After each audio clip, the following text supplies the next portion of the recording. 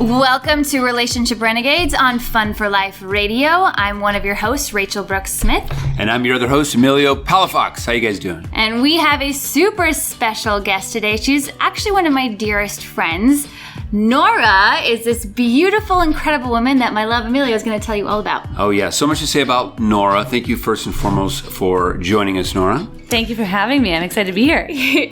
So Nora, she is a former celebrity matchmaker turned life and relationship coach. She has worked with some of the world's most successful CEOs, entrepreneurs, and producers in New York City and Los Angeles. Featured as a relationship expert for ABC LA, Business Insider, Elite Daily, and Marie Claire, Nora has a unique method in helping her clients connect with their inner authenticity and confidence. Woo! She teaches an art of connection and personal empowerment in life, dating, and in business. I'm so excited right now, yes, ready to jump in deep right now because there's so many questions coming up. But such an intro. Thank you. Yeah. Well, welcome to the show. Thank you. I'm excited to be here. We're super excited to have you. And just from your past, from everything all the different kinds of people that you've coached and you've matchmake, I know there's got to be so many stories. So as you guys are listening, tune in close because we're about to go on an adventure together. Yeah, I have some stories. Yeah, one thing that stood out from the intro that I giving the intro is I love the inner authenticity and confidence. Mm-hmm. So I know prior to meeting Rachele, the love of my life sitting right next to me, she, there were so many times when I was dating where I didn't feel comfortable in my own skin. And after doing so much work and so much shadow work, and I think everybody has their different journeys up the mountain, it was like literally that to where I just felt so comfortable in my shoes finally. And that no matter what I said, it didn't matter. It was just like, I felt good being myself, even if it was some weird stories that came up that may have scared her. It was just like if that scares her, then she's just not the right one or anything like that. I was just so happy finally with who I was. So I love that you're coaching and teaching that about how to have their inner authenticity and confidence. And so I guess the question is really whether it's a story and or a main thing that you offer to your clients in terms of having embody that. Like, how do you have your clients embody that? How do you do that? Oh my gosh, that's such a good question. Yeah. I think, it is a story. It starts from why I transitioned from a matchmaker to becoming a relationship and life coach. And it has to do with what you just said of why you met Rachele and the time that you met Rachele is when you were most authentic. Because as a celebrity matchmaker, and I worked with a lot of other very high-level entrepreneurs, CEOs, in matchmaking, and people would ask me, what should I wear on a first date? What should I say on a first date? How should I text her back? How do I make girls attracted to me? How do I get this specific girl or this specific woman? How do I get over my ex? All of these common questions when it comes to relationships and dating. But the problem with that was people weren't being authentic. So my question back to them was, why are you asking a random matchmaker what to wear on a first date? Yeah. All right? That's the question we need to look at. What do you want to wear? What do you want to wear? Who do you want to be? How do you want to show up? Who are you? What do you care about? So after 5 years of matchmaking, I realized there's not a lack of matches in the world. There's 8 billion people in the world. It's a lack of authenticity. It's a lack of knowing who you are. It's a lack of knowing what you want. It's a lack of knowing what you want to wear on a first date just because you want to wear it. Yeah. I love that. Not because you're trying to impress somebody else or make somebody else like you, but because you feel great in it. So the story that got me to teaching that was actually my own journey of authenticity myself. I always used to write down in my journals, like, who am I and what do I believe? And I had so many friends with so many different backgrounds, and I honestly didn't know who I was. And I would always I always called myself a chameleon because wherever I was, I would be a different person. Oh, I shared that. I shared that big time. Sure. And I used to do that on dates too. I'd go, one guy I'd meet and I'd be one person, and the next guy I'd meet, he'd be a different religion. I'd be like so into that religion. I wouldn't say I was that religion, but I basically would be like, I'm down to be that religion if you want me to be the religion, because I just want love. Which religion are you now, by the way? No. We can go into that one. But I was a classic people pleaser. And Same I am here. Completely retired from that now, and I'm so proud to be retired. I love that. And we invite anybody else to retire from that as well. If you want to retire from people pleasing, it's a fun thing to do. I can coach you how to retire from people pleasing. It's one of my specialties. People are like, how the heck do I do that? Oh, I can help you. And that is in the form of once you retire from that or retire from any of your mechanism to receive love, because we all learn from a young age, usually between the ages of 3 to 8 years old, a safety mechanism for how to receive love. For some people, it's people pleaser. For some people, it's to be the funny one. For some people, it's the bad boy, like get in trouble. That actually allows you to get more attention, aka love. But when you start to learn, okay, what was that mechanism for love from a young age? Mine was people pleasing. It sounds like yours was too, Rachel. Same here. Yeah. When you the start, trinity of people pleasing. Yes, it's amazing. Like attracts like. There you go. But we've all healed from that. Yes, exactly. But when you start to learn that, we can't change what we're not aware of. So when you become aware of it, you can start to change it and you can start to heal from it. And in that moment, subconsciously, you're already becoming more authentic. So long-winded answer to your question of how to become authentic, but it's really to learn, okay, what has been my blueprint for receiving love in the past? First, awareness is the first step. And then second, working with a specialist, a coach, a therapist, or just talking or journaling or just getting that out there to really release that past self and embody your authentic self. Which I love so much, and what we've talked about, especially even on the last episode a lot, was, when we create these avatars, when we date, because we want them, we just want to do everything we can to get the other person to like us or to love us. And I know I suffered from that big time, and I know Emilio talks about it as well, but I think what you add is a whole different layer, is that like the reason maybe why we're doing that or where it comes from. And so what's something that, like if someone's listening right now and they're like, gosh, I do that, like I people please, or I, have created these habits or patterns to receive love. What's like a step 1, step 2, step 3 that you would say, like, okay, if you're listening right now, you can at least start with this, maybe it's a daily practice, maybe it's a mindset, maybe it's a question that people can ask themselves. Where would you have them start? Yeah, because I would assume like it's like well, first of all, this whole topic is like the unbecoming, right? Like this whole unbecoming kind of process, not rather like accumulating more things, but like letting go of all this stuff to finally find who you really are. And I love that you just asked that, babe, but just to kind of add on, I feel like, I won't even add on. Let's just leave it at that. Let's just Thank you for letting me ask the question. Yeah. Go ahead, babe. Conscious relationship. Yes, there you go. I love it. You asked it so brilliantly, Bill. Thanks for your support. I love that question, and it's a really powerful question because I used to listen to a million podcasts, a million books on Audible, on how to become who I wanted to be. And I didn't realize who I wanted to be was already inside of me. So I do think you're right with the kind of unbecoming process. To become authentic, it's really to first become, as I said, aware of who you're acting. What mask are you wearing? So for people listening, I would love for you to think about your mom and your dad, or whoever was your mom or your dad figure growing up, and ask yourself, whose love did you crave more? So think about that, and it's going to be mom or dad, or stepmom or stepdad, but it's going to be someone. And if a parent passed away at a young age, it might be that person too. That still is part of that. But once you know the answer of mom or dad, then ask yourself the question, who did I have to be to receive that person's love? And whatever that answer is your mechanism for love from a young age. So mine was, I really wanted my mom's love. My dad gave me so much love, but my mom was a little bit stricter. I craved her love, right? And that doesn't mean she's a bad mother. This question is not to blame parents. It's just to help you understand your blueprint for love from a young age. So I craved my mom's love, and to answer that question, who did I have to be to receive my mom's love? I had to be whoever she wanted me to be. I had to follow her rules. And then here we are. People pleaser, right? Of course. And then I created every person in my life, every relationship, every friendship, any coworker. I had that same blueprint. Okay, what is this person's blueprint, right? Who do I have to be for this person? Who am I sitting in front of on this first date? Oh, he's really into this religion, like we were talking about earlier? Right. Okay, I'll be really into that religion too. That was what I understood, and I did that subconsciously. I wasn't consciously thinking now how do I do this? I think that's a huge point, that we're not necessarily conscious of these things. It's very unconscious. And I've talked about this before on the past several shows. Is one of the things I picked up was I was scared to tell my dad the truth. And so that led to me being scared to tell pretty much all men the truth.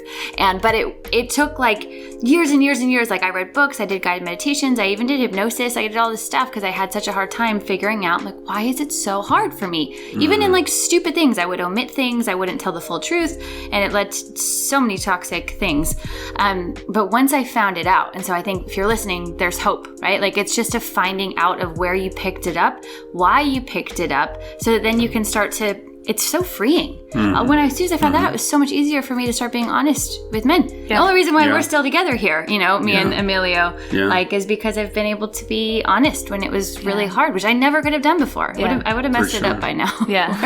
What I think is really cool too, because, then there's like that first layer, right? And then there's like a layer below that, and there's a layer below that. Me and Rachel joke around all the time that we've been like these self-development junkies since we were at a young age. For me, 6th grade, because I didn't want to become my father at the time. And, after healing those wounds, it was like on to the next and on to the next. And it's like, I've like healed my inner child, if you will, like so many times. But it's crazy how the more work you do, sometimes there's still some residue left, or you're like, wow, I still had something going on with there. And it's like, we'll be students for life. We're human. And I think as we elevate throughout life or business or anything like that, like you may have some harder challenges that maybe some of these things that you work through may come up again. And then you have an opportunity to see if you've like passed the test, or if not, right? And just see if you've like learned the lesson. But what's coming up for me is as you continue to like go through these layers, as Nora, some of the stuff that I've done in the past for like with the men's work and shadow work, and you mentioned wearing masks. And I can only speak for men because I don't know if women are like this, but this idea of like, we have so much, I know we all as humans can have walls up for various reasons. And I feel like, again, I can probably just only speak for myself, and a lot of the men that I've done this men's work with, these walls are also like different characters, right? Each layer is a different character, and we don't know those, but sometimes it's one thing to know and be aware of it, right? And then there's another thing to really embody that, where I feel like sometimes a somatic experience needs to take place, like something like that really shakes up the body so much, because as we probably all know, right? Like the body keeps the score. And I feel like a lot of men, I know some men that know like some incredible information and are aware of kind of their stuff, but they still can't like completely break through, right? And then it still shows up. And I feel like oftentimes we really need to have, whether it's through breath work or whatever it is, but some kind of like real like visceral experience. Do you agree with that? And if so, what are your thoughts on that? Curious to see kind of with your clients, like what you've seen with that. Totally. That's so interesting. So women have that too, for sure. Yes, we definitely do. But I think men have it to a higher extreme, because men are taught from our society, at least in the United States, to push their feelings down, push their emotions down. One of my clients told me today, because we were talking about his authenticity in relationships, and he said, I don't know the last time I was authentic in a relationship. And I said, well, when do you think the first time you were inauthentic? When was that? And he thought, and he was like, you know what? It was when my dad told me he was having a child with his new wife. I ran upstairs bawling my eyes out, crying. He was like 8 years old. And his mother came up and said, are you okay? And he turned around to her and he said, gotcha, just kidding, right? Because he was so embarrassed and shameful to feel those feelings and those emotions and those tears. So that man is now 33 years old, and he's been doing that whole game since he was 8 years old. Women are a little bit more culturally accepted to cry and show emotions, but still women do the same thing. We hide our emotions too. So there's so many layers that you can do, and somatics, like you said, of breath work, or I love in-person retreats because it involves a lot of somatics. And when I say somatics, it's in the body, like you were saying. That's one way to do it. There are so many ways to unlock yourself, for sure. And I think the most fun part about self-development, a lot of my clients come to me and want a magic pill within like 2 sessions. They want to be totally fixed and healed and be happy forever for the rest of their life. And I always remind them, you can be happy for the rest of your life when you work on the inner world, right? We can't control the outer world, but we can control the inner world. And a lot of that at first is going to be terrifying, and it's going to be almost like this metamorphosis where you're like growing and you're like, this is so uncomfortable. Kind of like when you get stretch marks after like growing really big, like you see those stretch marks, like they aren't pretty and they kind of hurt. They hurt maybe when they you're are. growing. Yes, exactly. Right. We can make them beautiful. But when they're growing, it kind of hurts too. When people grow, there's so much pain in the body, physically, right? Yeah. But then once you become who you want to be, it's way easier than if you had stunted your growth. So, I don't think there's like any right way to do it. And for people listening to this, keep trying, keep seeking, keep being curious about it. And the key to all of it is within. The truth will always set you free. I love that. So if you are afraid to look at it longer, because that's the thing that will actually set you free. It'll be uncomfortable for 2 minutes while you're looking at it. And then for the rest of your life, you'll actually be free from it. Ooh, 100%. I love that you just said stay curious too, because again, even with my stuff, I had tried one thing and it made a little bit of a difference. And then I tried another thing and it kind of made a little bit of a difference, but I never broke free, if you will. And it wasn't until like continuing to get more curious and keep asking too. I think, we're talking about putting walls up or putting masks up or creating avatars. So much of it too, and I would love to know if you agree, is this ability to ask for help. Of say like, hey, this isn't what I want, but it's okay to ask for help and to ask lots of people of like, hey, do you know anybody that specializes in this? Or hey, do you know any books or podcasts? Because everything like kind of led me to a different person and a different person and then a different thing and a different thing. And so finally I really had a breakthrough. But if I didn't continue to stay curious about it, I would have never evolved. I would have never had this beautiful relationship. I would have stayed stuck. So part of this show is we just want to tell people that there's hope, like to not give up hope, because it is possible. And what you're looking for is also looking for you. Yes. I was like dying, crying, praying for this kind of, beautiful, supportive relationship we have now. And I got so frustrated, so stuck, even to the point where my family thought I had commitment issues. They were like, Rachel, I think you're being too picky. I think you have commitment issues. And I was like, no, I just don't want to commit to the wrong guy. And I also know that maybe I'm not at the right place yet. Like I haven't fully found who I am, so I can't find the right guy. When working with your clients, if someone's in a place where they're like kind of lost hope for love, is there anything that you help them or say to them that helps re-inspire them that love is possible and it is out there? Oh my gosh, that's such a good question. Well, you tell them to check out the Relationship Renegade show, right? Obviously, right? that's... Of course, other than this show, absolutely. Totally. Because this is the place to be for hope about love. Yeah. And you guys are just tuning in. You're tuning in to Fun for Life Radio, Relationship Renegades. Welcome. Yes. So to answer that question, it's such a good question. I think we can oftentimes lose hope. And one of the reasons why we lose hope is because we see a curated version of reality on social media, right? We only see the positive photos, the marriages, the engagements, the happy photos. So when we don't have that in our own lives, we start to think, am I the only one? Is there something wrong with me? And we start to go down a downward spiral. We always are either on a downward spiral or an upward spiral. So when you're in that space, tune into this show, talk to a friend. But I highly recommend talking to someone who is far beyond where you are in life. But also probably not your mom or your dad, because they will have more subjective views on your life. Talk to a coworker who is older than you, a friend who is older than you, a mentor who is older than you, a teacher who is older than you, and ask them about the time in their life when they were single. Because you will start to understand empathy in that point, right? You will start empathizing of, oh my gosh, she's been there too, and now she's married and she's happy. But there was a time when she didn't think she could find her person. And just that openness will actually create connection and create hope for you, rather than judgment, feeling isolated, feeling self-judgment, and all of the negative downward spiral feelings. Yeah, I love that. I loved also that you talked about metamorphosis earlier, just because I feel like when we're changing, we're constantly having hopefully an identity change, an identity formation, right? Getting better and better, letting go of this kind of false ego self, if you will, more to your kind of higher resonant true self, as we kind of with that unbecoming process. But I like that because I feel like people who have done a lot of, let's say, work and they're doing it, but they don't, let's say, see the results right away, they may get discouraged. But I feel like I like to call it like this chaos and reorganization. So like when it could be that there's so much stuff going on in your life and it doesn't seem like anything's working. But I feel like that is that metamorphosis stage to where if you just keep going, right, it's like that extra conversation or that one last whatever is really what makes the breakthrough. Yeah. So yeah, I feel like, guys, if you have been doing some work, or ladies, just anybody listening, just keep going. I mean, it's definitely there.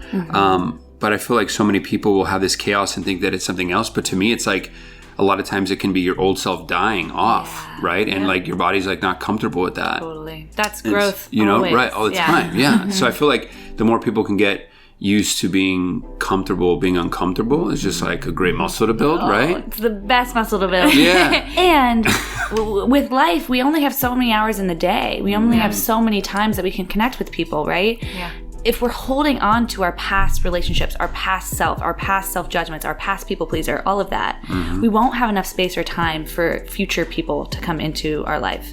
So I always tell my clients, when you're saying no to someone who's like, kind of you're into, but kind of not, but you just want to keep them around because you just want to have someone. When you're saying yes to that person, you're saying no to a future person that you could actually fall in love with. Yes. You have to say no to the people that are kind of maybe meh. Say no to them. It'll be painful. You'll feel alone. But by saying no to them, you're opening up space to saying yes to someone else. 100%. And then also with growth, I always say, when the student is ready, the teacher appears. That's a very famous saying, I love that right? one. Yeah. You can be reading you can read a book and it can mean one thing to you, and then 2 years later you read the same book and it's totally life-changing, mind-blowing, because as the student you were more ready to read that teacher, the book, then. Same with relationships and dating, right? So I always say when the girlfriend is ready, the boyfriend appears, right? When the boyfriend is ready, the girlfriend appears, type thing. For sure. So if you are ready, your people will start to appear. And so life's a mirror. We don't attract what we want. We attract who we are. Did you hear that? We attract who we are. That's one of my favorite quotes is, be careful what you choose to believe, because what you choose to believe becomes who you are, and also what you attract. You know, I think there was, years ago, The Secret came out in this whole kind of wave of like, oh, you get what you think about all the time. And I think that's only half true, because we think about a lot of things all the time, but it doesn't necessarily mean that we're going to attract all of it. It's really like, who are you being? And the type of person that you're being is who you're going to attract. And very real story to go along with what you said about when you say no to one thing, you're saying yes to another, and vice versa, is that my pattern in relationships is I would always stay in relationships way too long, even when I knew they weren't good for me. And it was so hard for me to, I was so scared of hurting someone else or being alone or all the things that go along with breakups, to the point where it was like debilitating. I felt so, every time I just lost more and more of myself, and I started to feel so insignificant and unimportant and unloved because I kind of allowed it to happen. And it was so interesting because when I finally was like, I'm sick and tired of being sick and tired, and I had been in this process of learning all of these things as I studied relationships and communication more. Finally was in a relationship, and I was the one that was like, I can't do this anymore, and let go with love. And I was terrified, but I felt so liberated in it. And get this, Emilio here had reached out to me about meeting. We hadn't met yet, but he was like, hey, I think it was like a business thing. And he was like, I think there's some synergies here. And I said, okay, yes, I can go to dinner with you. And I really thought it was just a business dinner, but we ended up meeting. It was a business dinner. Yeah, I absolutely was. Anyways, we ended up, basically from the first moment I saw him, I was like, oh my gosh, this is my guy. And we ended up, it was amazing, incredible experience of this soul connection. But I realized that same day, my ex had tried to meet up with me because he was because I had really ended things, but he's like, hey, I really, want to talk to you. I think we can work on things. And if I would have said yes to him, I would have never, because he was only in here, he was only visiting. So he didn't live here in LA yet. So we could have never met. And or I would have met with my ex. We would have kind of maybe tried to work on things, even though I knew it wasn't right. So I think in a very real way, when we say, whenever we're saying yes to something, we're saying no to something else. And when we're saying no to something, we're also saying yes to something else. So it's being super careful and choosy about what you're saying yes to and what you're saying no to. And that's why knowing your authenticity, like we were talking about, that's knowing your values. That's knowing who you are, right? 100%. When you're 100% authentic, you know who you are. And by knowing who you are, you know your vision for life. You know what you're going to say yes to. You know what you're going to say no to. So that's why knowing that piece is so important, because if you hadn't quite known who you were at that point, Rachel, you probably would have said yes hanging out with your ex, 100%. Right? Very true. But I always say hold the vision, trust the process, right? So hold the vision. What are your ultimate values? My number one value is freedom. And if I'm ever doing anything with a friend, a relationship, coworker, anything with work, client, right? If I don't feel free, if I don't feel loved, these are all, I'm sharing you guys all my personal values. Freedom. We're so similar, by the way. Freedom, so love, connection, play, and fun, and contribution. Those are my values, and giving back, right? And growth. So if any of those values aren't fulfilled in any of my relationships, I say no. Right? If someone's like kind of makes me not feel free and they're trying to control me and trying to tell me how to live my life, that's just not my person. And I can say no to that person because I know my future. I know my vision. So that you can then attract people who also align with freedom and fun and play and connection and contribution.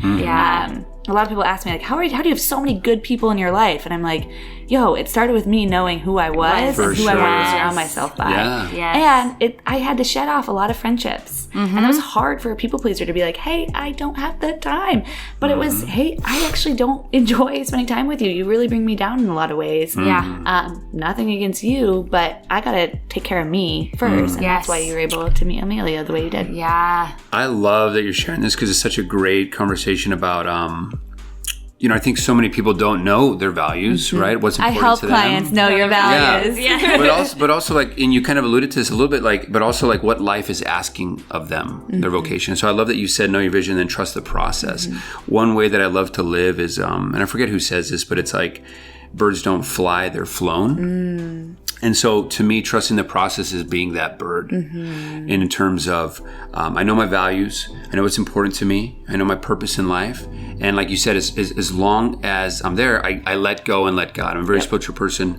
And no matter what comes into my life, I'm that bird, and just allowing and trusting the process.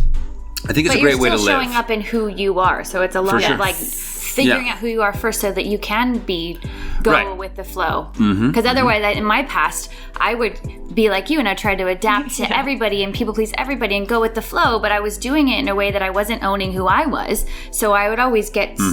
one of my values is absolutely freedom, and I was very upfront with Emilio in the very beginning of our relationship of like, that's what I love, I need to feel free, but I had kept saying yes to guys who really valued being in control. So it was this constant conflict. So, I think it's really important that you discuss with your partner, whoever you're dating, like ask those questions in the very beginning, like what's important to you, what's important, like, and I think that was, this is a good one. And I didn't mean to cut you off. No. If you have something. I love getting cut off. So, when I was going through a really traumatic breakup, my coach at the time, I think it's so important to have coaches and mentors. They've helped me through my entire life. So I really love what you do and what we do. He was like, Rach, you need to learn to ask better questions at the beginning of when you first start dating somebody, so you don't go down this rabbit hole and then all of a sudden find out all these things that are totally in conflict with who you are and what you want. So is there specific questions that you help your clients know about or ask in the beginning? Or what would you tell somebody, okay, if you're just dating, you're just meeting somebody, and or if you're in a tough spot in a relationship, what are the powerful questions you can ask? Amazing. If you guys want to hear this, you're going to have to stay tuned, because we're about to break out into rapid fire questions to know Nora a little bit better. So if you're interested in what Nora has to say, stay tuned. You're listening to Relationship Renegades on Fun for Life Radio.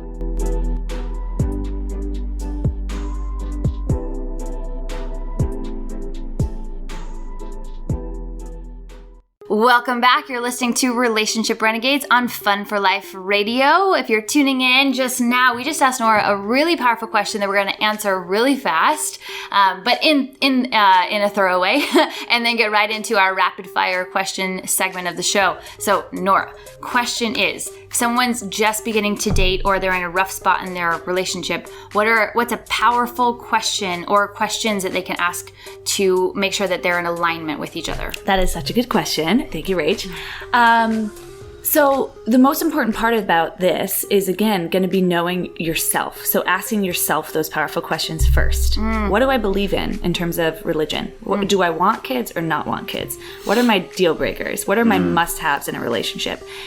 So start with yourself first, knowing the answers to those questions. Usually people don't ask those questions in the beginning of a relationship because they actually don't know the answer themselves. Or if they do know the answer, they're not empowered enough in themselves to be confident in that answer. Because in every relationship, we're teaching people how we want to be treated. So if you're teaching people like, you don't really know if you want kids or not, you're going to attract a relationship that the guy doesn't really know if he wants kids or not. Right? If you don't really know what you believe in terms of your faith or religion, you're going to attract someone else that doesn't really know what they believe in terms of their faith or religion. If you don't really have a self-care practice, you're going to attract someone else who doesn't really have a self-care practice, right? Sure, yeah. So it all starts with actually asking yourself those core value questions. So some specifics for people to ask, again, is how you want to live your future life. Do you want kids or do you not want kids? How do you want to raise those children? Money is a big topic when it comes to relationships. So what is your relationship with money yourself? How do you like to spend money? How do you like to save money? What does your future look like when it comes to money? What are your future goals? These sound like not super exciting or sexy questions, but get to know them for yourself first.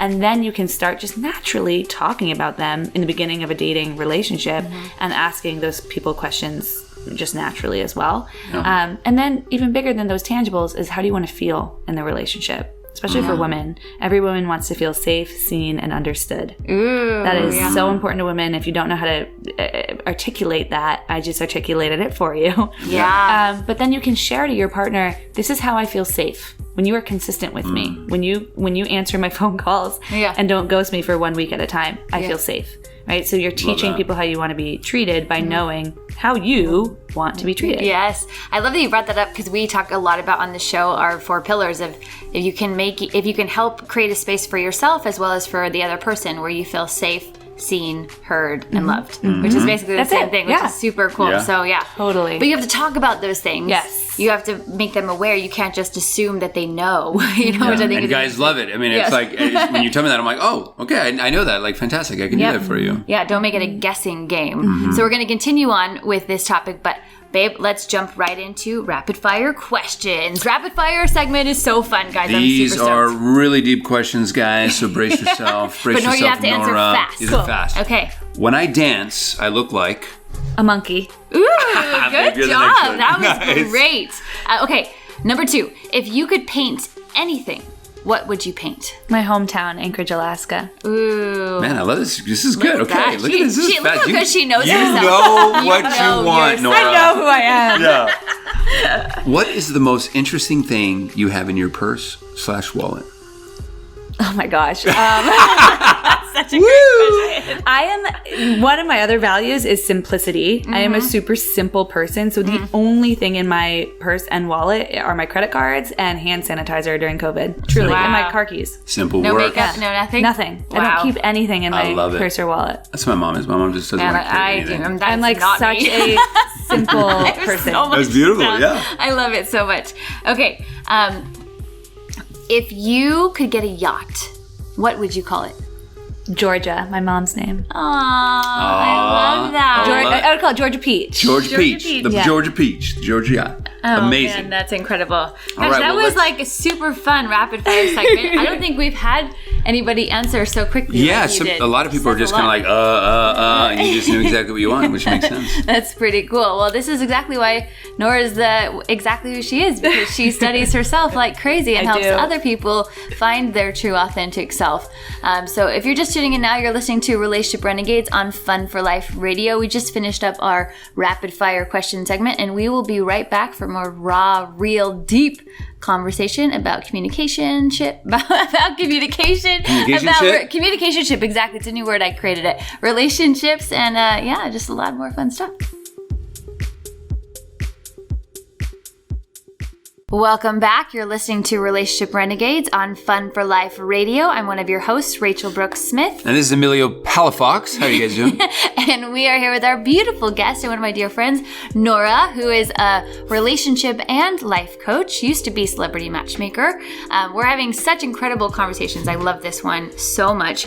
And while we had a little break, Emilio and Nora were talking about something super cool that they wanted to bring up on the show. Yeah, it was about the word surrender. But even before going there, what we were just talking about beforehand is, finding out what you really want, right? Whether it's your values, your purpose, what life is asking of you, but like really taking the time to do that. Like, how else are you going to do that? And I feel like if you're a mom or a dad or a business owner or whatever it may be, like we're constantly like rushing through life, going through the motions, perhaps. But, not taking time aside for the things that are important to us. And I know for me, Nora and I were talking about this, is that there were times where I was moving a million miles per hour and I didn't take the time to find out what my values or vocation was or what I wanted completely in a woman. And it was a time where I finally started to fill up my cup, finally started to love myself, that I finally actually put time aside. And because we make time for what's important, and I finally did. And of course, there's so many things out there, right? There's the meditation, the reflection, the journaling, all those things. But I guess I don't want to spend too much time here because I think those are some really key kind of mainstream things of like, take the time, whatever works for you, right? But I think ultimately, as we kind of transition, I love the word surrender. And I think as we were just talking about, Nora had a beautiful description and metaphor that I want her to bring up here in just a bit. And it has to do with surrendering. Earlier in the show, if you were listening, I love to live like a bird, in a sense where I just kind of let go and let God. There's this quote that says, birds don't fly, they're flown. And so we're going to kind of go on that theme right now. And we had asked her in a rapid fire question about a yacht. And she said, funny enough, you're talking about a yacht because you were on a sailboat from Singapore to Africa. Is that right? Wow. I lived on a sailboat for a year. You did? Oh, that's a whole other episode. But this whole sailboat and using the winds versus, a man-made engine with another boat kind of was there was a parallel to kind of what we were talking about. I'd love to have you dissect that a little bit more for the audience. Tell the story because I didn't get to hear it. So one of the reasons why I became a matchmaker and now I'm a relationship expert and life coach is because my first experience of love was incredibly emotionally abusive, and I completely lost myself. I completely lost who I was, all my values. I lost my self-respect, everything. And that was in high school. I was 15 years old when I entered that relationship. And so when I graduated from high school, my parents were amazing, and they were like, we think you should take a gap year. We don't think you should go to college right away. Wow. That's so go great. Travel the world, do something to get to know yourself, basically. Yeah. And I was at 18 years old. Right I know. there. I was like, okay, cool. So I started doing research, and I found this study abroad program called Semester, where it's on a 100-foot sailboat, and you travel on the sailboat for half a year, and then the other half of the year I was on a different type of boat. But yeah, we were talking about the topic of surrender, because so many of my clients want to be successful in their relationships, financially, in their outside world. They want everyone else to think they're successful, and they want to be successful, and they think when they're successful, then they can slow down. When they have the relationship, then they can be happy. When they have the new car, then they can feel good about themselves. But really it's backwards, because you'll always end up playing that game if then. Yeah. The key to life is enjoying the journey and enjoying the ride. And so how you actually do that, and I do that with all of my one-on-one clients, is we have a vision day. We get to know, what do they ultimately want in life, right? And so they'll say, I want the marriage, or I want the new car, or I want this job, or I want this amount of money, or I want kids. They'll say these classic things that slap a lot of people want. Slap in the face and tell them to get out. I say, okay, great. When you have kids, or when you are married, or when you are making this much money per year, what will that allow you to feel or do or be or experience? And they'll always say, well, I guess it'll allow me to feel more free, right? Or it'll allow me to feel safe, or it'll allow me to have love in my life, or allow me to actually feel like I have a purpose in my life. Okay, so now we know what their vision is. What we were talking about earlier on this show is, what's your vision? Now we know what their values are. It's freedom or safety or connection or contribution. And that's not all the values, but that's just the ones we just brought up.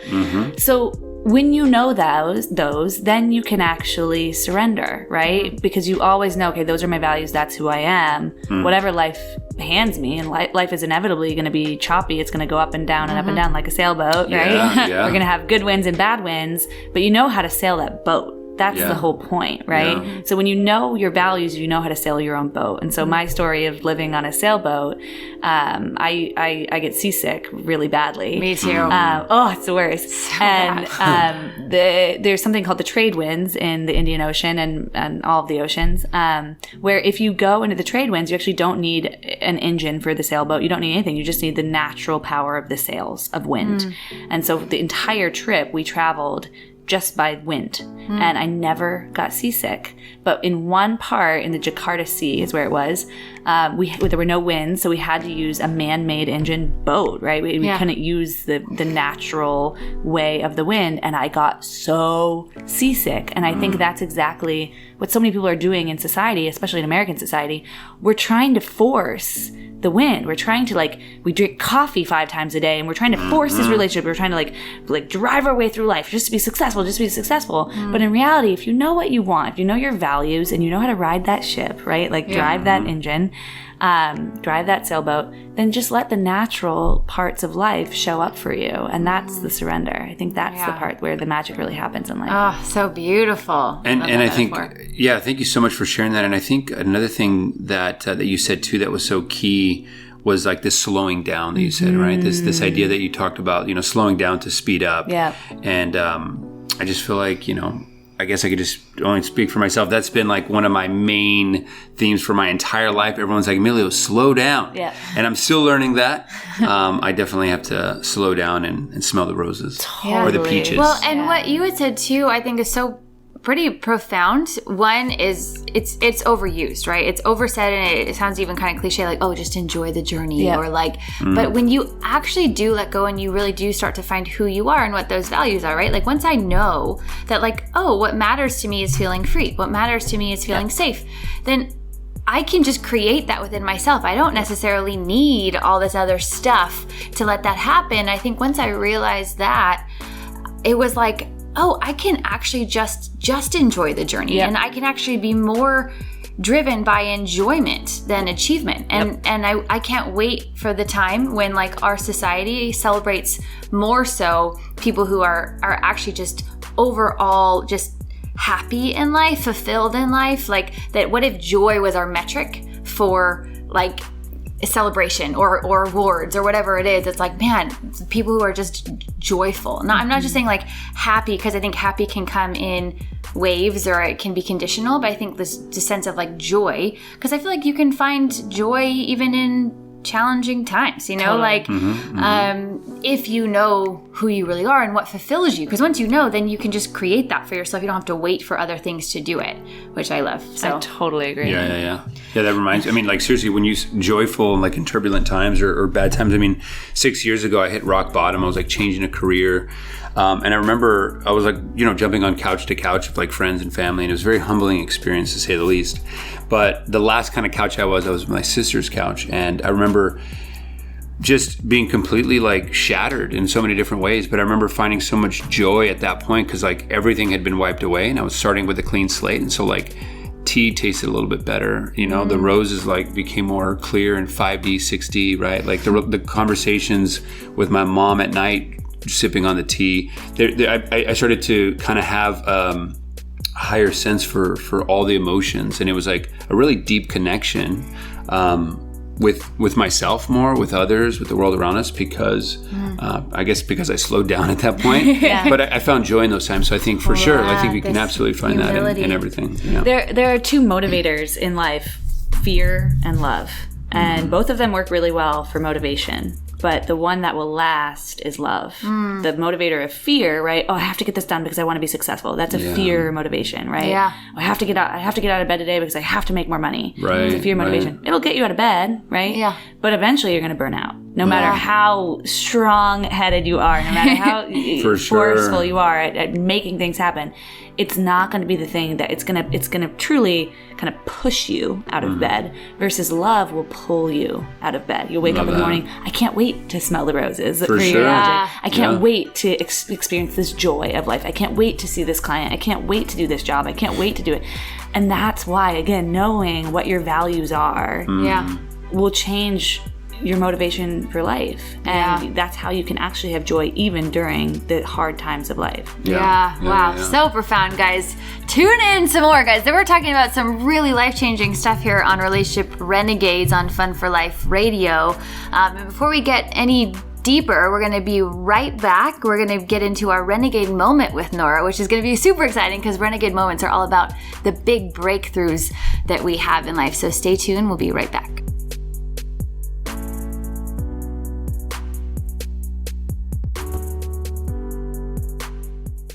Welcome back. You're listening to Relationship Renegades on Fun for Life Radio. We are getting right into our Renegade Moment here with Nora. So let's dive right into it, Nora. What is your recent, or it doesn't have to be recent, it could be any powerful anytime. Renegade moment you want to bring up?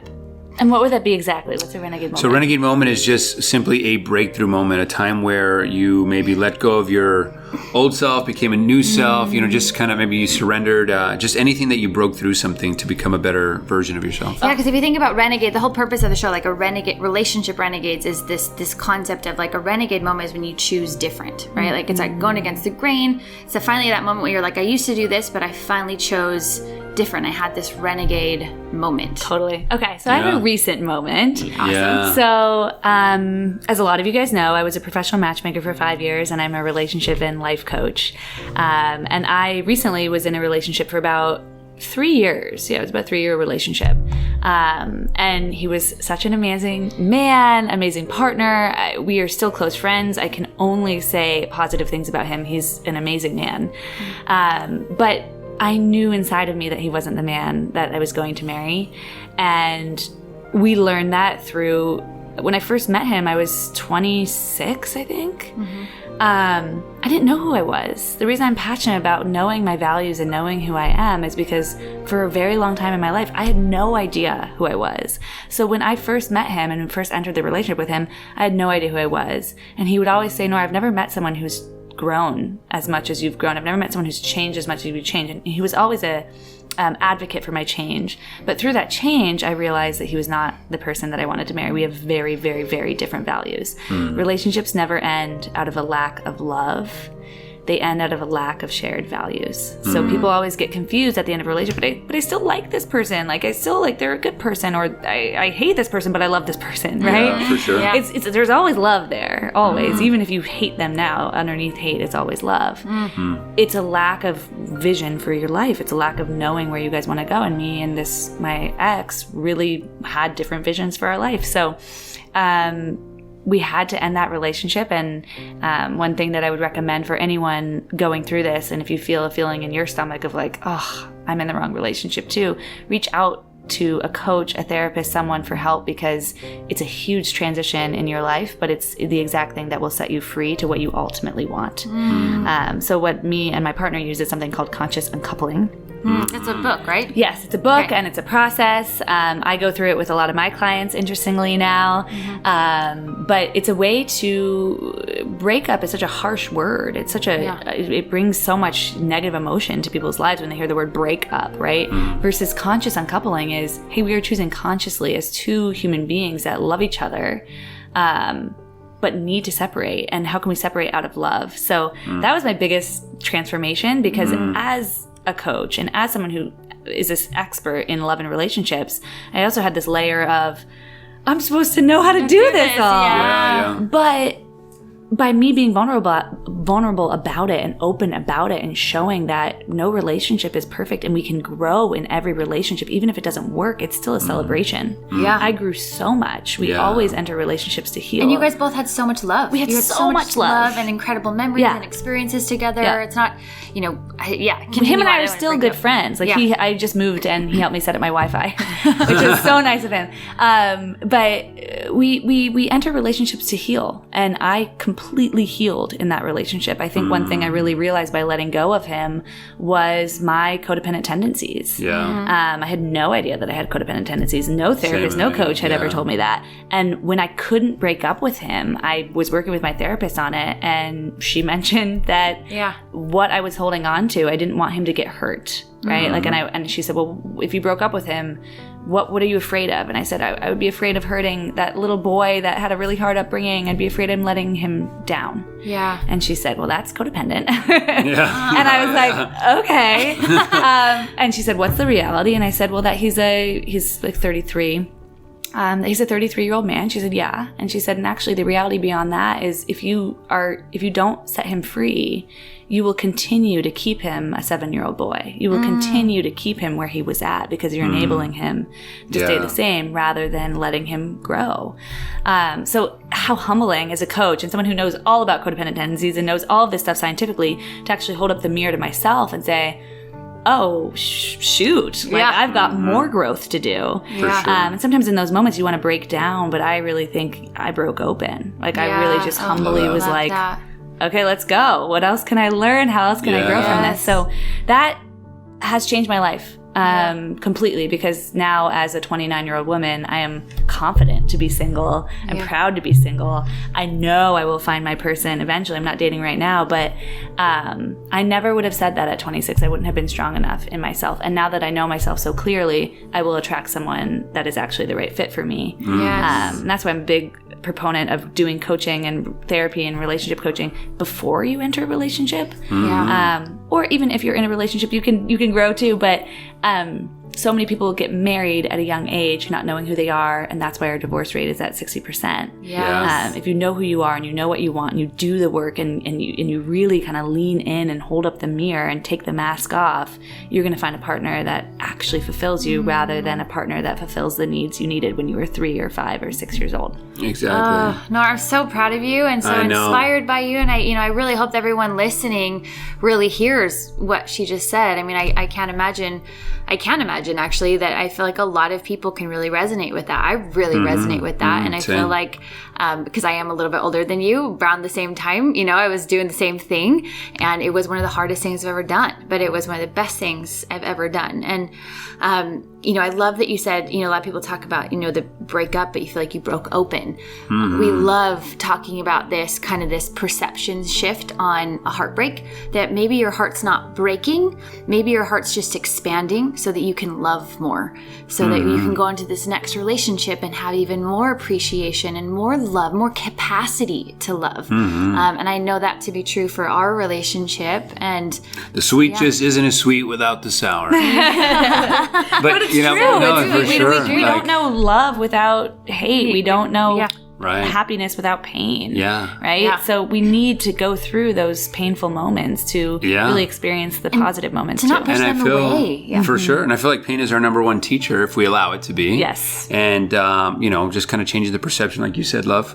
And as Tony Robbins would say, it's not happening to you, it's happening for you. And I feel like when people kind of really have that mindset, life is just a whole lot more beautiful. Right? Totally. So if you are going through something right now, then, we just hope that you feel our support, our love, our encouragement, our hope that you can get through it. And, maybe this is one of the best things that ever happened to you. And so many times, if we really look back on our life, I think the hardest things, the seemingly most challenging, horrific things can end up being the best things that ever happened to us if we let them. Totally. So I hope that, you just lean in and let them and allow yourself to be broken open so that the rest of your life you can live so much more fulfilled and happy and connected and let other people do. Because I think I held on to relationships being afraid to hurt other people when in reality I was torturing both of us. And it is in the letting go. It's like a Band-Aid. It hurts so bad for a little while, but then after that's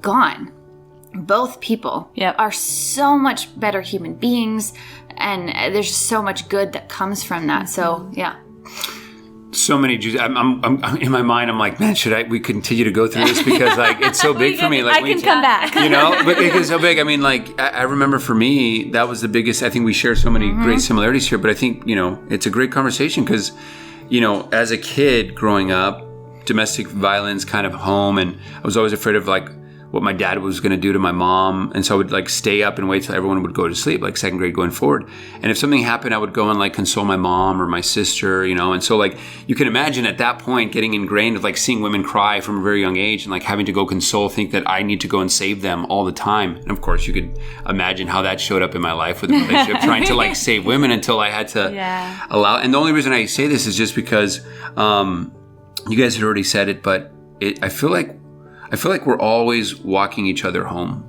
And I think it's Rumi who said that. Ramdas. Mm-hmm. Ramdas. Is it Ramdas? Yeah. I love that because it's like, it's not necessarily bad or good. It's like all those decisions are like perfectly aligned, and it's like exactly what needed to do for maybe your ex to go and, you know, like you said, heal and not become that 7-year-old boy. And it's always, again, I guess happening for us in such a beautiful way. And I feel like when we continue to do this work, we really kind of start to see those like beautiful serendipitous moments and patterns and synergies with like the people that you meet, right? And so I just love that, you know. I love that. And if you're listening to this right now and you are like, man, I want to be more supported on this journey, we have a free private Facebook group. It's just Relationship Renegades Tribe. Nora's going to be in there, so we'll put we her hope in you there, join us, Nora. I will definitely join. It's totally free. We just share helpful information. Everybody's, you know, asking questions, supporting each other, recommending coaches, books, authors, you know, all those different things. So again, it's Relationship Renegades Tribe on Facebook, free group.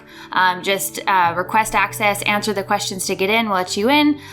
We'll present Nora in there so that you guys maybe we can do lives in there, or, you know, other like maybe potential clients that want to coach with you can do that. You know, and definitely just don't be afraid of growth. It can be so scary and feel so hard and overwhelming, but like the minute you jump in, like your whole life will change for better. and it's not always as scary as we put. I think we always create like a story that's way scarier than what it actually is. You know what I mean? Definitely. And so we always are creating these stories.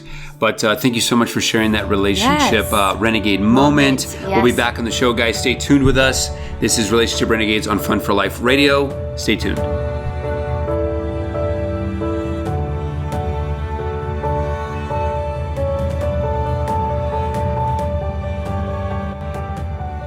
Hey, welcome back. You're listening to Relationship Renegades on Fun for Life Radio. We are in a very juicy conversation here on this episode, and we're getting into one of our segments called Favorite Finds. So, Nora, what's a recent favorite find that you have? So a recent favorite find really recently, is the book called Surrender Experiment by Michael Singer.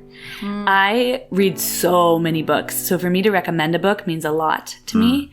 And this book has already changed my life, and it's all about this guy who realized that he had a voice inside of his head, as we all do, and he was annoyed with the voice inside of his head. It was negative and judgmental and angry and would always make him feel bad.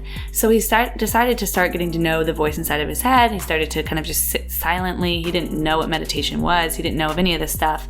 But he dove so deep into that world that he decided to do this experiment with his life, that he would surrender to whatever life had in store for him. And he ended up creating a $1 billion business, uber successful, beautiful love and relationship. You know, very Oprah recommended his book. I love this book, by the way, as well. It's an amazing book, and it's completely changed my life. And that's what I think self-development is so fun, and coaching and life coaching and relationship coaching, is that it's always a journey. And as you guys just heard, like, even though I know a lot about relationships, I still just learned something profoundly new to me. And I will still learn new things. And this book specifically, I think, is going to be a game changer for my life in terms of letting things happen as they should happen rather than always trying to be super successful. For sure. Yes, I read that book during a pretty difficult breakup as well, and it was the thing that really supported me in my journey to just let go, because I had grown up in a way where it was like I was so driven by achievement. Like I just had to be doing something all the time, and I feel like that was one of my patterns of how I got love, was by doing and achieving. And that book really helped me literally surrender during a super challenging time and understand a little bit more about that voice in my head too. Emilio talks a lot about this, saying or quote, or everyone say, like, when you realize like who is talking to who, if you're having conversations in your head, which we all do, who is talking to who, and getting to know those different, people, personalities within you is pretty, really life-changing. Yeah. That was so true. Like I remember it was 2013. I was in Houston. I was doing oil and gas consulting. I feel like it's a past life of mine. But I remember, I think it was like Sam Harris talked about that. And I remember listening to a podcast and it literally was like, who's talking to who? And I was like, and I can't believe now I'm thinking like, how did I not know that back then? But I'm like, did not know that there was, two different conversations going on. One of the exercises I do with my clients is parts. So we get to know the different parts of the organization of the person. So, and I use the word organization intentionally, like a business, right? So if you look at something like Amazon, Jeff Bezos is the CEO and founder of Amazon, but Jeff Bezos does not run Amazon. Yeah. There are hundreds and hundreds of employees of Amazon, right? So we can't say that Amazon runs Amazon, right?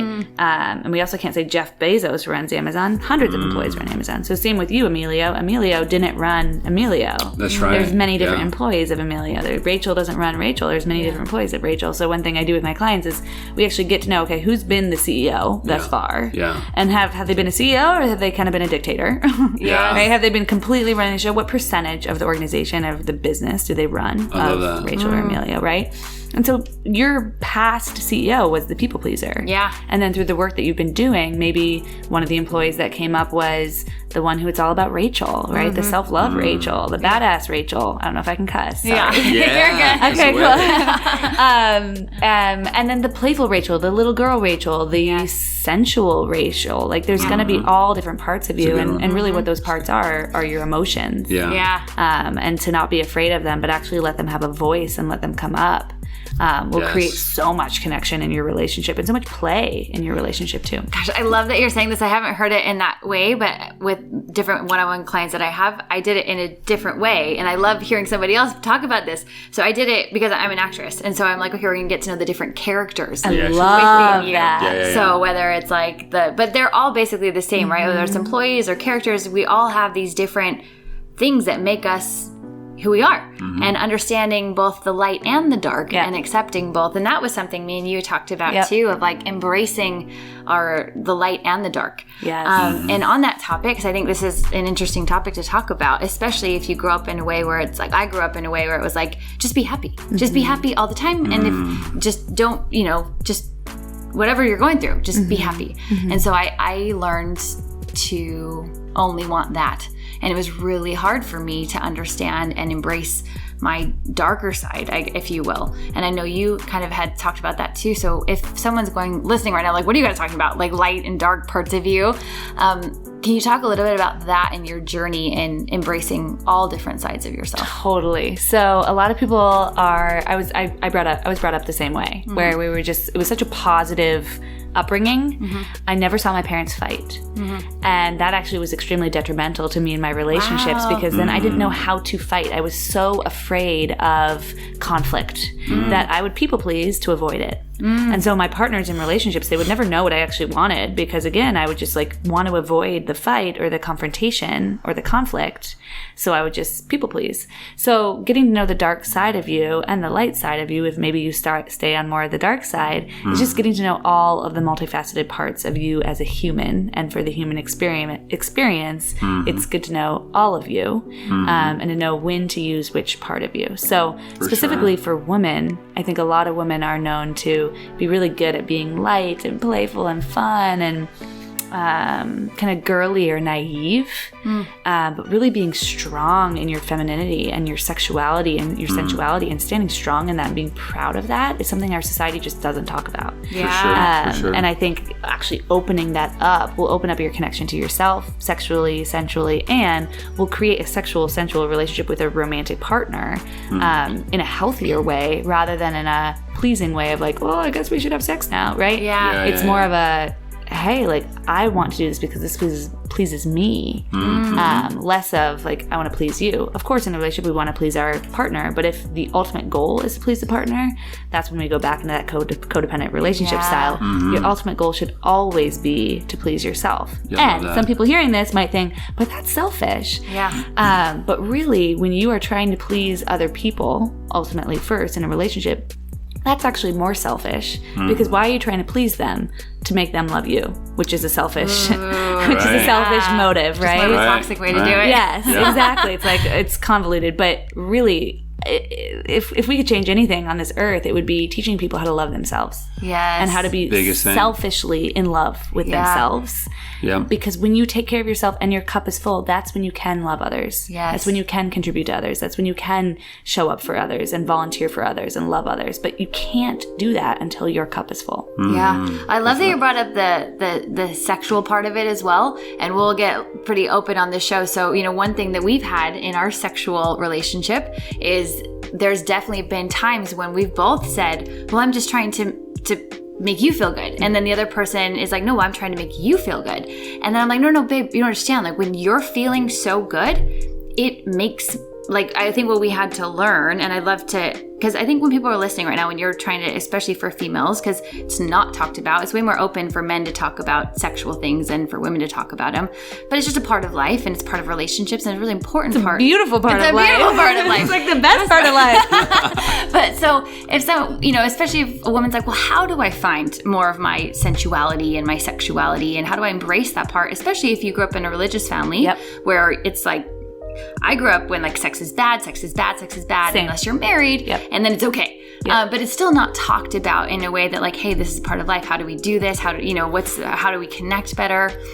And so, you know, for us, it was definitely this conversation of like learning from each other that if we're both just focused on making ourselves feel good, which sounds so backwards, it actually is like the best for both people. Because then you're in your head the entire time, right? And like we're always up in our heads, and if we're up in our heads creating a story, or thinking about how to please the other person, then we're not truly present. Totally. And I feel like it's in that present is where a lot of magic and miracles and all these beautiful things, and right? Connection. Love. Yeah. And so I feel like when you do that, for sure. So specifically with us, it was just like, every time we did that, it was very magical because we were in the present moment. Yes. Yeah. I always say when you're focused on the past, you feel depressed. So some people sexually, they'll share with me as their coach, they'll be like, oh my gosh, I was thinking about my ex. It was the weirdest thing. So of course you feel kind of depressive after realizing that. If you focus on the future, you're going to feel anxious. So when you focus on the future sexually, it's like, is he going to feel good? Is she going to feel good? Right?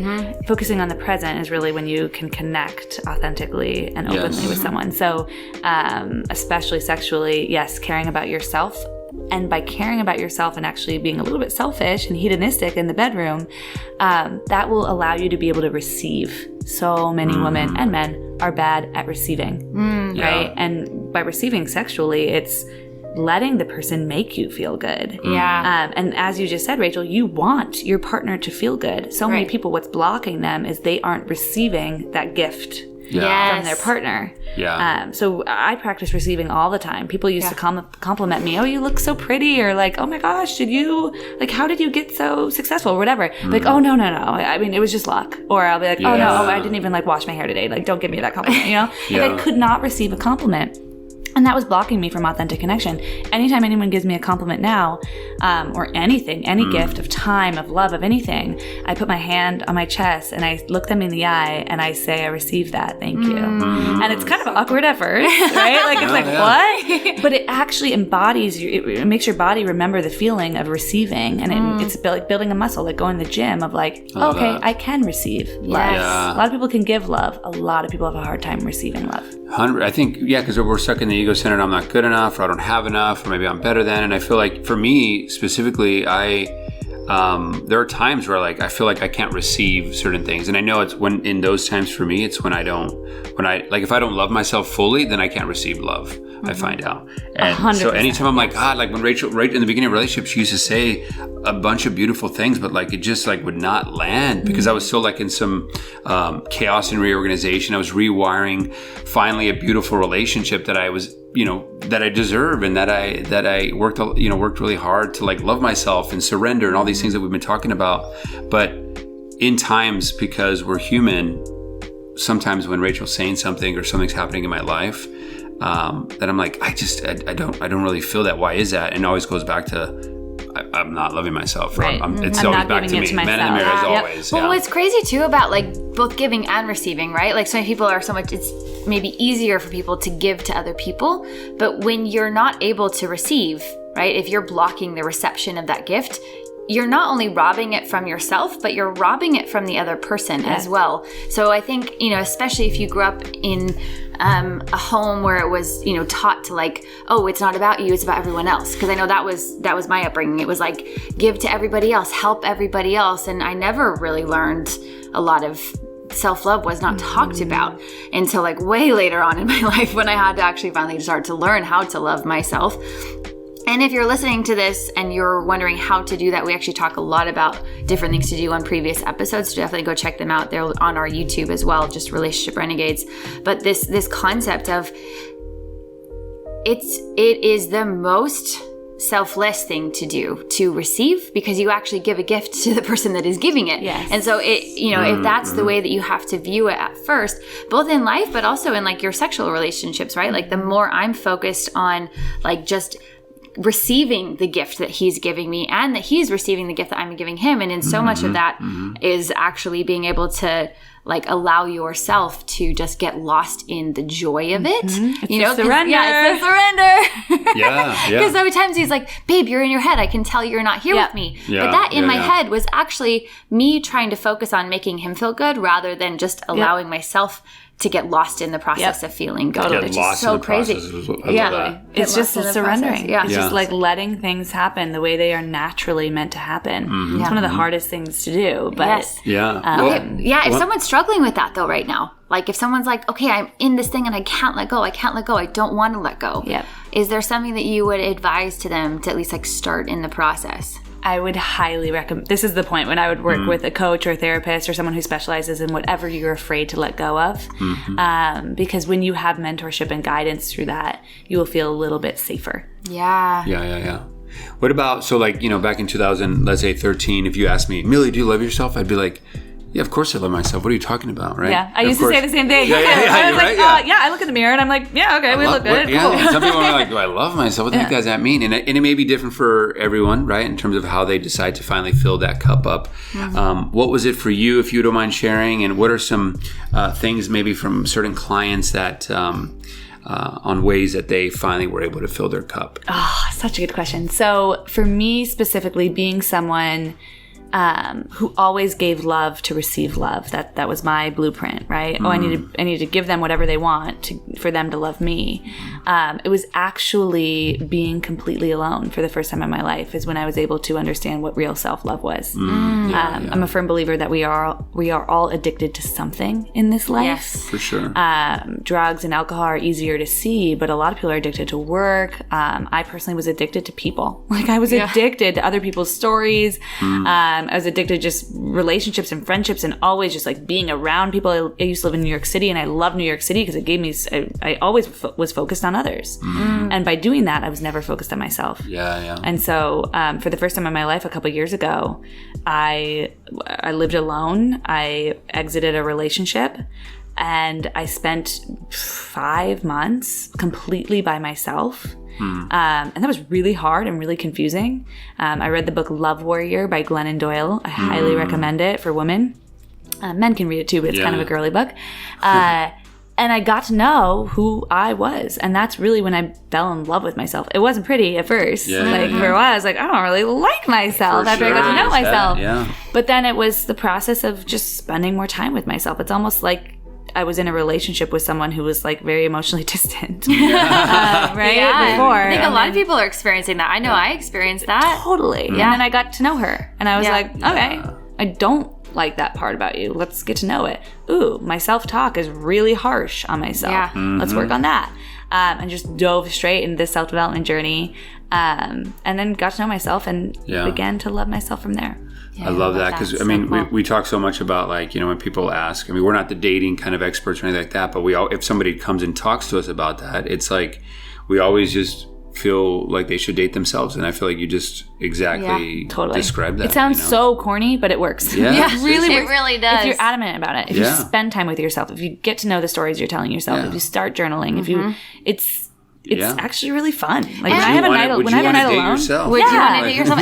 And you can be in a relationship, and I think you should, even when you're in a relationship, you should continue to date yourself. Because it's so common that we get so, we spend so much time with someone that we lose ourselves. We totally lose ourselves. So I think it's so important, if you're listening to this, whether you are dating and single or you're in a relationship, to schedule a date with yourself. You know, I take myself on dates to the beach all the time, or on bike rides all the time, or, I have these, whatever it is, I do.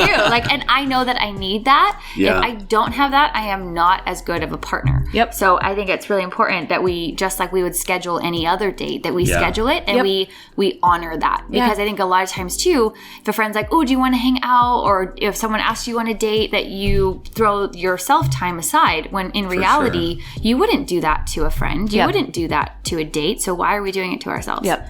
Totally. Yeah. And when you come back from the beach, babe, you are lovely. I am. That's my time. Okay, well, Nora, we have just so loved having you on the show. So first, before we get to our last question, where can people find you? So they can find me on Instagram at Nora Dekeyser, NoraDekeyser. Follow me and DM me. I get back to every single one of my DMs. So I would love to connect with you and chat further and support you with wherever you are in your journey. Yes, and if you're listening to this later after the show airs on YouTube, it'll be in the links in the description. So definitely check that out. And we'll put that in our private Facebook group as well. So I just really would love to know, for anybody listening right now, if there's any just words or anything final that you want to say to anybody out there, that's whether they're struggling in their single life and or struggling in their relationship life, what words of wisdom would you like to leave them with? Such a big question. I know. My favorite quote, always, this has been my favorite quote. My mother had cancer when I was in high school, and she survived, but it was one of those moments when you realize you never really know what's going on in someone else's life. So my favorite quote is, everyone is fighting a battle you know nothing about. Be kind always. And so I think sometimes realizing that your life, what's going on in your life, yes, it might be painful, it might be hurtful, you might be stressed, you might be anxious, you might be confused. But when if you're driving right now listening to this and you look around at all the other cars driving past you, you realize there's so many other people out there in the world also struggling and hurting and going through something hard. And when you're kind to people, just a smile, not only are you going to change their day and make their day by just telling them a compliment or smiling at them, you never know. You might connect with them. They might be your future husband. They might they might have a sister that you fall in love with.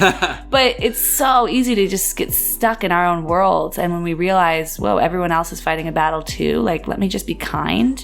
That's really what I think changes the world. Beautifully said. Could not agree more. Yes. And timely and relevant in the world we live in right now. Especially in the world we live in right now. There's so much separation going on. And what I love about that quote so much is this awareness of, whenever we're separating ourselves via judgment or comparison, it weakens us. We are not as strong. We are not in this higher vibration frequency ability to connect. When we can get past that and just say that quote to ourselves, remember that everybody's always going through something. It allows for compassion and connection, even amongst our differences, different viewpoints, different belief systems. It's still they're another human that is also struggling. It allows for compassion and connection, which strengthens us. So if you're going, if you're in this world that we're living in right now, I hope you really hear that and take that, and we want to put on this, this judgment-free challenge. You know how a lot of people do fitness challenges? We really want to do a judgment-free challenge, and just see how just the awareness factor of how many times we judge ourselves or judge others. We're always judging. So if you want, maybe we can do it together.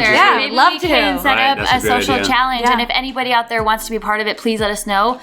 We will kick it off here, in the near future.